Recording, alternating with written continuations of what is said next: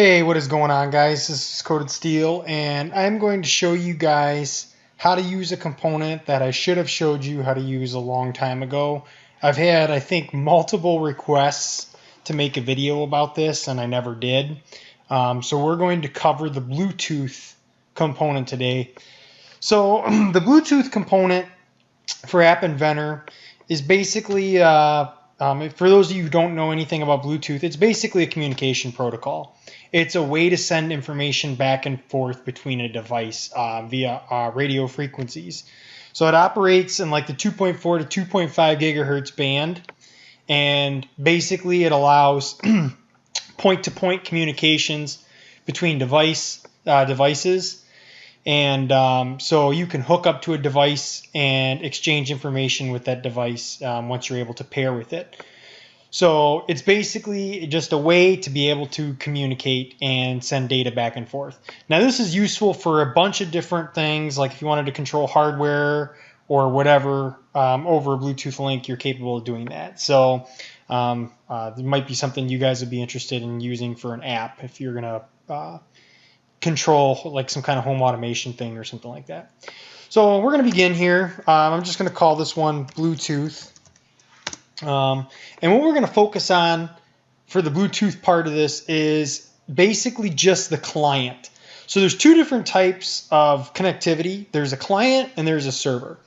So what a server is, if you guys understand how servers work, basically it's a device that allows for a connection. So basically it hosts. It's a host device. So the device will host a signal, and then the client will connect to the server. So that's essentially how this works. For this example, I'm going to use my computer as the server and my phone or my tablet or whatever it is you guys are using as the client. So let's get started here. In the layout component, I'm just going to quick drag a label in.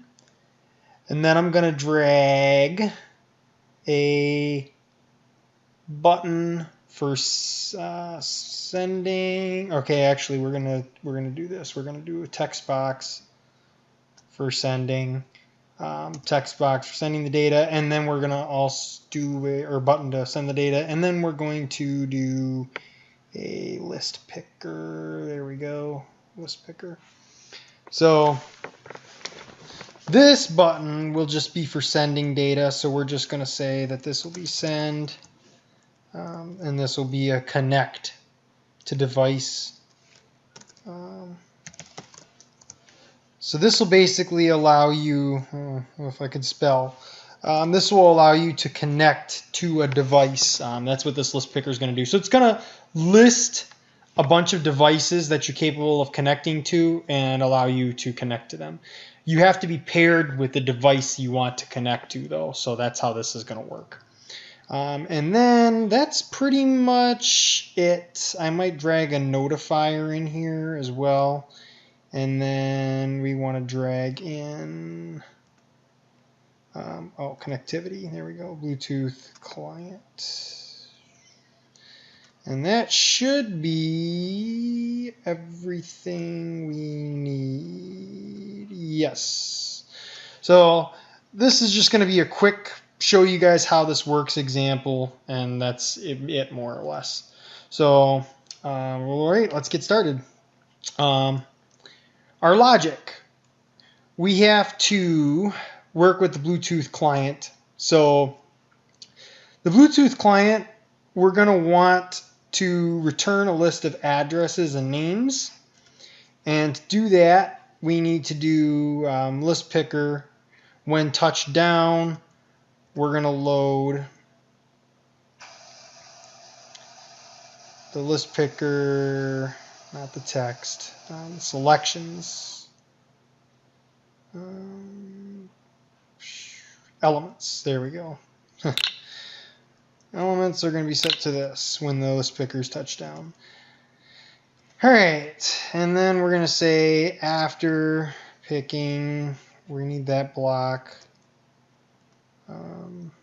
Button I wanted to click, send for sending data, label, set text to, okay, and then Bluetooth client.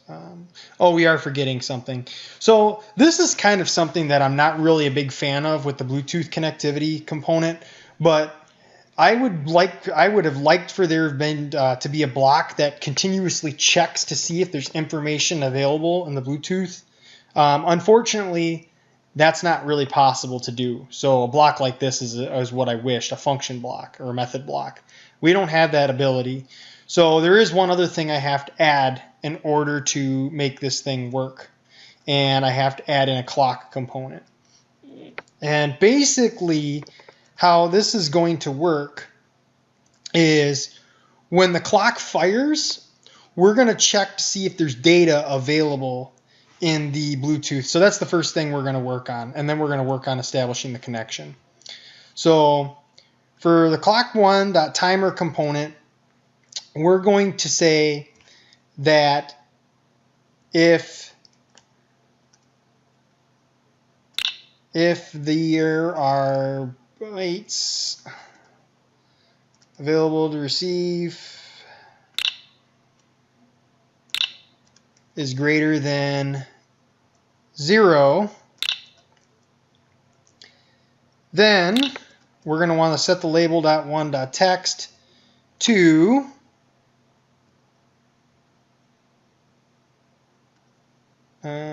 receive text number of bytes to the available bytes in the buffer. So basically what this block will do now is whenever the clock fires, it's going to check to make sure that there's data available in the Bluetooth buffer. And if there is, it's going to take all of those bytes and it's going to receive them in an ASCII format and load them into our label that we have here on the first block here. So it'll load it into this. All right. And then when we send, we're going to basically, because this is our send block here, when we send, we're basically going to take the text that we have in the text box, and we're going to just add a if. We're going to say if the Bluetooth is still connected. We're going to do this. So Bluetooth client.1 is connected. Then we're going to send text. Then we're going to send all of the text that's in the text box to our remote device. And then I suppose if we didn't want to, or we wanted to do something else, we could add the notifier component and say show an alert, and then put not connected to a device or something in here. Not connected. I don't know. So right now we've got, this is our read block, this is our write block for our Bluetooth. Now we need to establish a connection. So how do we do that part of it? So how we do that is we are going to have to load. So we load in the devices. As soon as we touch down on the button, we're going to load all of the paired devices that are paired with the phone. So notice it says paired. So you have to pair your computer or whatever it is with your phone or your tablet or whatever it is you're using before you can, before it will appear in this list and then allow you to connect. So the next thing we have to do is connect to the actual device, and that's what this block will do. So we're going to take an if block here, and we're going to say if the Bluetooth is able to connect. So we got to extract the address. The address is kind of complicated to get here. You have to basically grab a segment, and that segment is going to be our selection. And we're going to start at 1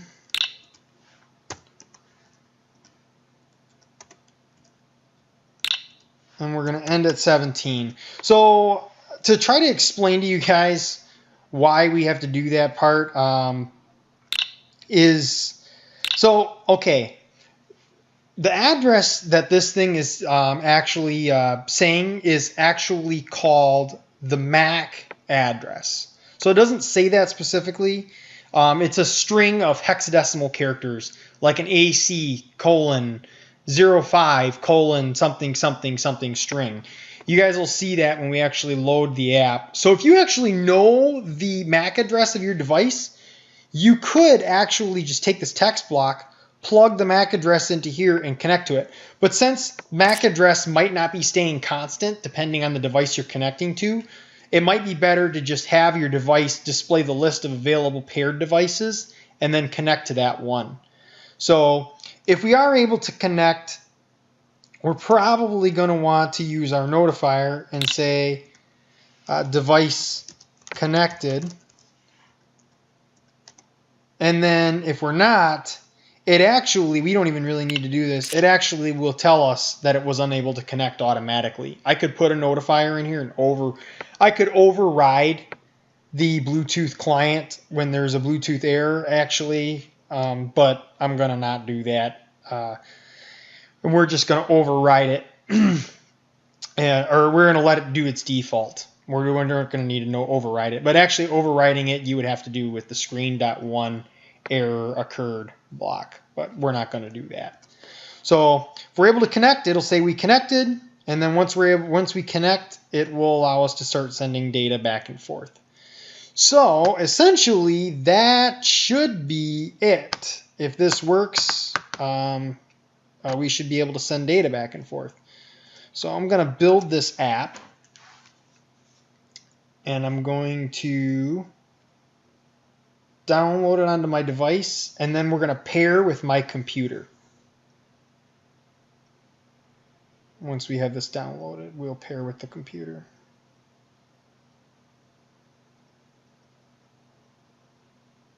So I was able to download the app. It's grabbing it right now. And it just installed it on my phone. So now we have the app, should be ready to go. And we'll wait here. We'll see what happens here in just a second. So, all right. Now, we have to actually establish a connection. So how do we do that part of it?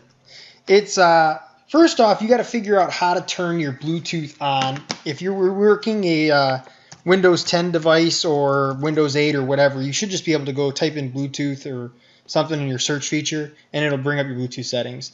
If your computer has Bluetooth capability, you'll be able to switch it on right here with this switch. So I have my Bluetooth turned on right now. And then from my phone, I suppose I should probably pull up TeamViewer so you guys can kind of see what I'm doing on the phone as far as connecting here.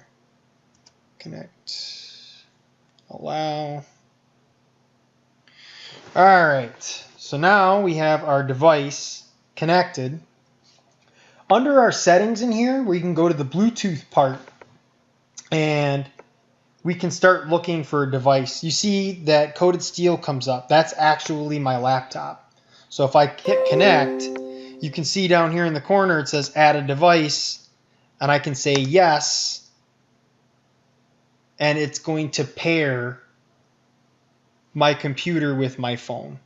It says connection succeeded, and I see now that it says my Galaxy phone is now connected to my computer. So that was pretty simple and straightforward. Now the next thing we need to do is test our application. So we have our application right down here, but we also need to have a way of, oh, actually there is a bug with our application because it's checking to see if we have a bytes available to receive all the time. So we need to block that out. So the way we're going to have to do that actually is I'm just going to nest another if statement in here. And I'm going to say only if the Bluetooth device is connected that we're going to check. If we're not connected, we're not going to check. Okay, now we should work. Yeah, that was causing some chaos with the application. It was constantly spamming error not connected to a Bluetooth device because it's always calling the bytes available to receive. So now it'll only check that if we're connected, so that'll circumvent that error. I should have noticed that that was going to be a problem. There we go. That fixed that bug. So now, since we're not connected to a device, it's not going to display device information. So you guys can kind of see here, I'm going to try to pair with my computer. And it's going to say it's unable to connect. Is the device turned on? The reason why that's happening is because my computer is not functioning as a server right now. So how do I make it function as a Bluetooth server? The easiest way to do that is to open up a remote terminal program. There are plenty of remote terminal programs out there, like PuTTY, TerraTerm, HyperTerminal, all these other different programs that are able to send ASCII information back and forth. However, if you are familiar with the Arduino platform, that has a built-in remote terminal. So I'm going to open that up. Now in my tools, I can connect to COM3. COM3, you guys might not know what that is. It's actually going to be my device. So if I go to my control panel, so you guys can kind of see what I'm talking about here, and I go to the device manager, under ports it shows up with a standard serial over Bluetooth link. So this might be hard to see or hard to figure out. You guys will have to kind of play around with this because yours might not show up as COM3. It might show up as COM7 or COM5 or, you know, something like that. So you need to somehow figure out for yourself which one. It'll vary based on your computer which COM port it assigns your phone to. But COM3 is our phone for our example here. So I'm connected to COM3. I'm going to open up the serial terminal. Now we have a server connection open to our computer. So I can go back to where I was before, and I can say connect now, and I can connect to Codedsteele. And you can see now that it said device connected. So I'm going to send foobar to my computer. And you guys will see what happens when I hit send. It sent it. Well, let's see if it actually appeared on the other side. You guys can see right there, foobar was sent. Now I'm going to I'll just send Codedsteele to it. And then we will send that to the computer. You guys can see that Codedsteele appeared on my computer. So we're able to send data. Are we able to receive data? So the receiving of data is done right up here. I can type in, how are you? And then I'm even going to put a question mark. So you guys can see that I have that there. And on my label, it's going to show up here in just a second. So let me go back here, hit enter. And now I'll take you back to our screen and show you that it indeed sent exactly what we wanted it to send. So I think you guys can kind of see where I'm going with this. There's a lot of possibilities here. With this, I can send all kinds of data back and forth between devices in this manner. And I could do games. I could do all kinds of stuff with sending data back and forth. So it's actually a pretty cool feature of AppInventor. I'm going to actually show you guys in the next video how to use the server. And then in the future, I probably am going to show you guys how to build a game with the Bluetooth component. I might do like tic-tac-toe or something like that. And I'll get another device and I will make it to where you can select whether you're going to do X's or O's and in what locations you're going to do them on the screen. and we'll do something kind of complicated like that. But for now, that's a simple example on how to use the Bluetooth client component. The next video will be on the Bluetooth server. And then that video, after we finish the Bluetooth server component in AppInventor, I'm actually going to be moving to the Thunkable platform. So if you guys don't know anything about the Thunkable platform, it's basically a lot like AppInventor, except there's a lot more features built into it. So we're going to go that route, and it has the extension component just like AppInventor does, but that's going to be what we're going to use going forward, and I'm going to build all of our apps on there from now on after the next video. So stay tuned, I guess, for that. If you guys have any suggestions or any comments, obviously, send me an email at codedsteele@gmail.com. Let me know what kind of apps you want to see in the future. I'll build them up on the Thunkable platform. In the meantime, please like, comment, subscribe, and I will see you guys in your next AppInventor tutorial.